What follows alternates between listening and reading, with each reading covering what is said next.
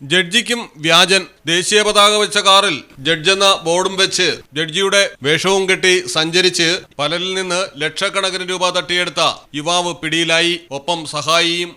9ാം class മാത്രം വിദ്യാഭ്യാസ യോഗ്യതയുള്ള പ്രതി അനുകൂല ഉത്തരവുകൾ പുറപ്പെടുവിപ്പിക്കാമെന്ന് വിശ്വസിപ്പിച്ചാണ് ഇരകളിൽ നിന്ന് ലക്ഷങ്ങൾ തട്ടിയത്.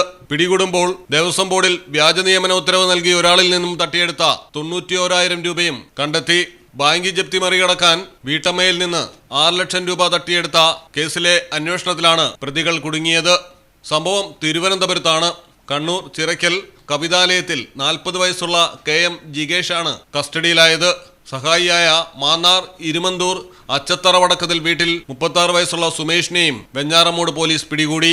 വെഞ്ഞാറമൂട് സ്വദേശിയായ വീട്ടമ്മ കേരള ബാങ്കിൽ നിന്ന് 10 ലക്ഷം രൂപ വായ്പയെടുത്തിരുന്നു. തിരിച്ചടവ് മുടങ്ങി ബാങ്ക് ജപ്തി നടപടികളിലേക്ക് കടന്നതോടെ സംഭവം ഒമാനിലുള്ള ഭർത്താവിനെ അറിയിച്ചു.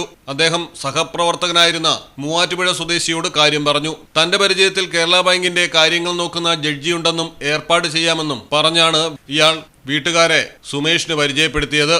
തുടർന്ന് 2 തവണകളിലായി ജപ്തി നടപടി മറികടക്കാൻ ഉത്തരവിടാമെന്ന ഉറപ്പിൽ 2 തവണകളിലായി 1.5 ലക്ഷം രൂപയും 4 ലക്ഷം രൂപയുമായി 6 ലക്ഷം രൂപ പ്രതികൾ വാങ്ങിയെടുക്കുകയായിരുന്നു. എന്നാൽ ബാങ്ക് ജപ്തി നടപടികളുമായി മുന്നോട്ടു പോയതോടെയാണ് സംഭവം പൊളിഞ്ഞത്.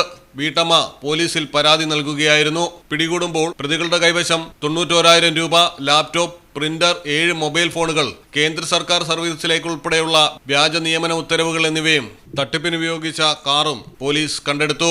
ആലപ്പുഴ മണ്ണഞ്ചേരിയിൽ വെച്ചാണ് പ്രതികൾ പിടിയിലായത്. നിരവധി തട്ടിപ്പ് കേസുകളിൽ പ്രതികളായ ഇവർ വില കൂടിയ കാറുകളിൽ ദേശീയ പതാക ഘടിപ്പിച്ച് ജഡ്ജിയുടെ ബോർഡ് വെച്ച് വേഷം ധരിച്ച് സഞ്ചരിച്ചിരുന്നു.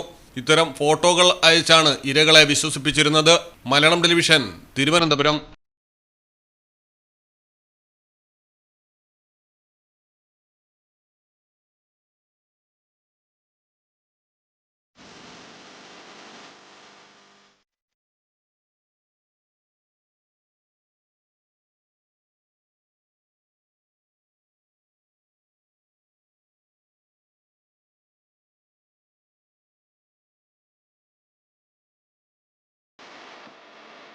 ക്ലാരസ് designer jewellery, Calicut road, Perinthalmanna.